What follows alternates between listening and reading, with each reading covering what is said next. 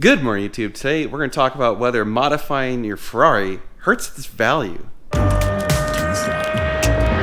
you recording all of the nefarious activities? If you're new to the channel, my name is Dan, and this is my garage, and this channel is all about the supercar ownership experience. And one thing that I hear frequently is, don't modify your Ferrari because it will kill the value of the car, or modifying the Ferrari makes it impossible to sell. It's more nuanced than that, right? There are some cases, yes, modifying certain things are bad and certain things are good. So let's go over what things you can modify that you probably will get a return on, and what things you modify you definitely won't get a return on, and some things that are just kind of neutral. But before we get into that, real quick, if you'd like to support us, please like, share, and subscribe. Hit the notification bell and check out normalguysupercar.com. There you can buy parts to modify your Ferrari, and also go check out NG Supercars, our supercar dealership. There you can actually buy yourself a Ferrari and join the Ferrari ownership experience yourself. So in my last video, I talked about how no, Ferrari is not going to sue you if you modify your car. And so in this video, let's actually talk about modifying your car, because, well, that's something a lot of people do, and there's some misinformation out there, and some people have some false assumptions about it. There's kind of like three categories of modifications. You can do modifications that actually improve the value of the Ferrari, and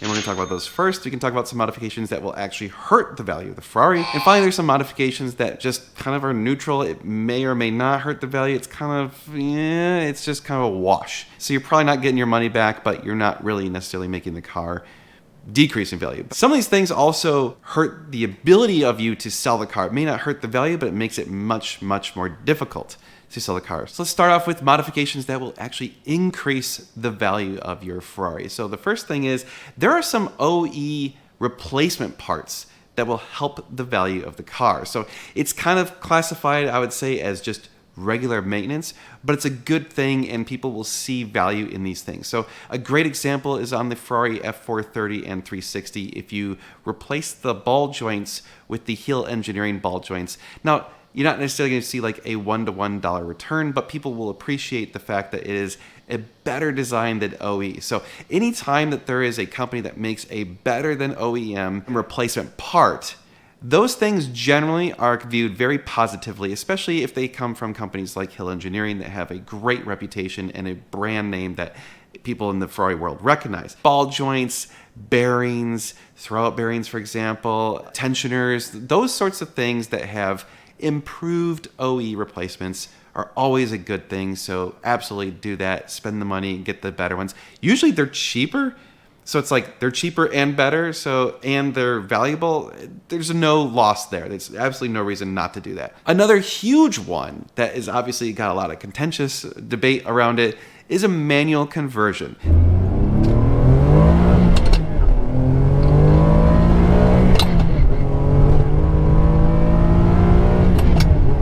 You can actually see the increase in value of these cars. So if you go look at cars that have been manual swapped, and you'll notice they sell for substantially more than if they were an F1 car. So obviously they don't sell for the same amount of money as a actual OEM manual car, but the manual swap cars always are bringing more money. Now, the only time you wouldn't see that is if it's for some reason like super high mile or just in terrible condition. The question remains, do you get a one-to-one return on your value? Usually, it's pretty close. Now, I would say probably 75-80% of the time, if you do a conversion, you're probably gonna make every dollar and then some. Now, it's more so for the F430. It seems to be true for the 599s. We don't really know how it's gonna hold up on the 575s. I think it's gonna be an increase in value. The ones where it's not necessarily 100% one-to-one return is on the 360s, and that's because there are a lot of 360s that were already in manual. It's not as rare as the 430s. The F430, they only made about 1,500, and of course the 599s, they only made like 42. The 575s, they only made about 250, so it's pretty rare, and obviously the rarity helps increase the value along with the conversion and the driving experience and everything like that. Those definitely increase the value of the car. Paint corrections, I don't know that they really increase the value of the car, but they will absolutely make the car easier to sell. So paint corrections, worth it always. It makes the car look better. You're going to appreciate it more. Along with that, getting a ceramic coating, I don't know that you're necessarily going to see an increase in value of the car. Like if the ceramic coating costs, a couple $1,000, are you going to get a couple $1,000 more? Probably not. And of course, the same thing goes for PPFs. It is always a great idea to PPF the car. Keeps it looking better, protects it, all that sort of stuff. Again, I don't know that you necessarily get a one-to-one return. I would say a full PPF does actually increase the value of the car a little bit because it is very expensive to do that. Does it make it easier to sell? Yes. Does it get a one-to-one return? Probably not. Another thing that's actually sort of common, it's a little bit more controversial, but I think it can increase the value of the car, is doing a seat swap.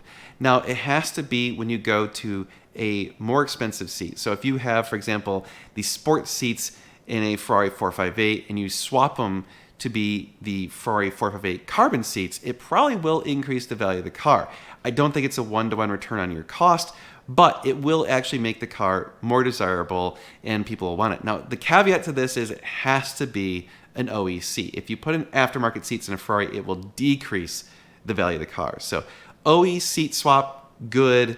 Anything else, bad. Don't do that. All right, so let's jump into some of the modifications that will hurt the value of the car. Now, the biggest one is body kits. You just will never see the money back on a body kit. The body kits are extraordinarily expensive. You just won't see it. It's actually kind of funny because you'll go online, you'll see a wide body Liberty Walk Ferrari 458 or something like that, and someone wants like some astronomical number, and I remember there was one that was on the market and they started off super high, and when it hit the market, they actually tried to sell it to me and I gave them a super low number and they're like, oh, no way. And they slowly chipped away, and last I saw, before I think it finally sold, it was below what I had offered them, so I'm glad I didn't actually buy that car. It makes it extremely difficult to sell. You're definitely not getting your money's worth on those. Along with that is wings. If you do any sort of rear wing, you're modifying the car in a permanent way, you will not get that money back, and it'll probably make the car harder to sell. I'm sure it will make a car harder to sell, and you probably are hurting the value of the car. Another one that's a little bit easier to deal with is wheels. So I'm gonna actually put an asterisk here. If you do aftermarket wheels, it will probably hurt the value of the car and make it harder to sell. Now the catch is, if you do wheels, keep the original OEM wheels around, and when you go to sell it, swap them back. If you do that, you're not at a loss. In fact, then you'll be able to sell your wheels aftermarket and get some of that money back, but obviously you're never going to get a one-to-one return on that. Now, there is a weird thing that can happen that might help the value of the car, which is if you swap a different wheel that is for the same car. So a great example is if you have a 360 and you put the 360 Challenge Stradale wheels on it, it's actually more desirable. And same thing for the 430, if you put the Challenge wheels on it, people like those.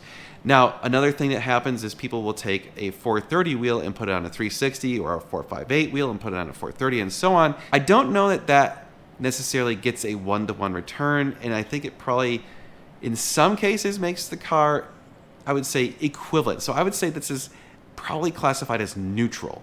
So I don't know that you're going to get anything beneficial out of it, but you're not going to hurt the value necessarily. Obviously, anything cosmetic is probably a risk to hurting the value of the car, unless it's like something cleaning up cosmetic. So for example, if you have sticky buttons, taking care of that increases the value of the car, although I wouldn't classify that as a modification so much as just maintenance.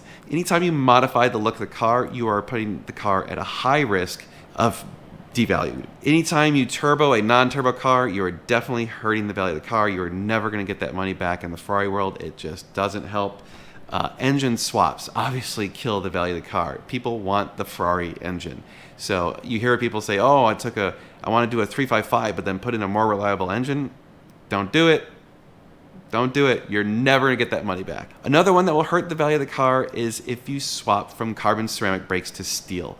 Now, a lot of that's because of the perception of, if you did that, it's probably because you were tracking the car and you're killing the carbon rotors. If you stumble upon a car that has steels and they should have had carbon ceramics, it's not necessarily a terrible thing, but yeah, it's going to hurt the value of the car. The carbon ceramics are so expensive and worth so much that, yes, people will pay a premium for them. So don't swap to steel. Pony up the money.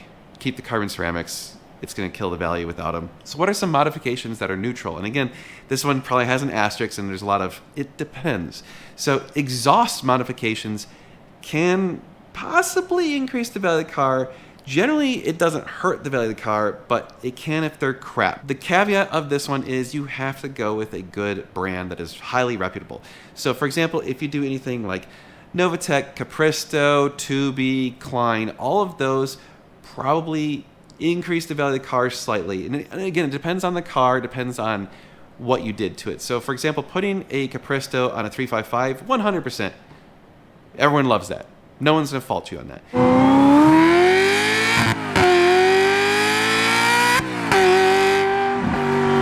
Putting a full Klein exhaust on a 458, probably not going to hurt the value of the car. I don't know that you get a return on the money. You're not going to get a one-to-one return, but do you get a slight increase in the value of the car? Yes.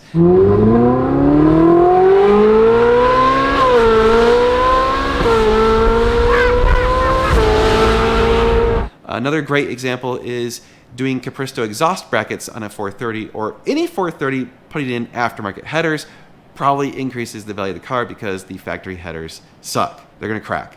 So dealing with that, not having to deal with that, yeah, it saves you the time and money. So another asterisk in that exhaust thing is it may make the car harder to sell if it's not factory. So that's just something to be aware of. Suspension modifications, again, probably neutral. If you're doing a high reputation brand like KW or Novatec, people like those brands, they trust those brands, but I don't think you're going to see a one-to-one return on your value. A lot of people don't want the lowered cars because they're too afraid of scraping, so it definitely makes them harder to sell. But I personally, like, if I see a car and it's already on lowered springs or aftermarket suspension, I'm like, great, that's wonderful. So it's kind of a mixed bag. I'm going to say it's a very neutral thing. It's harder to predict. You're definitely not going to kill the value, but you're not going to help the value much. Window tint, again, it's just kind of expected, so you don't get any value on it, but it doesn't hurt the value. Another big one is, especially with the older cars, is putting in an aftermarket stereo. Now, the OE stereos, if it's a collectible car, don't change it. Do not. But if it's just kind of a more regular old car, for example, on the 575 right here, change out the stereo. No one wants the original stereo. It's terrible. It doesn't have Bluetooth, it's like old school Bluetooth. It's crap. No one cares. No one wants to deal with it. You have the stupid code you have to keep in case battery goes dead. In the same vein of talking about stereos, adding a big subwoofer doesn't help the car value. It might make it a little bit harder to sell, but swapping out the speakers for better speakers, again, doesn't hurt the value, but doesn't help the value. So if you want a good sound system, great, do it, but don't expect any of that money back. So, we sold that FF to Hoovy. There's things in here. Oh, yeah. So the previous owner spent a ridiculous amount of money on the stereo. Okay. Like $10,000+. I'm serious. Okay.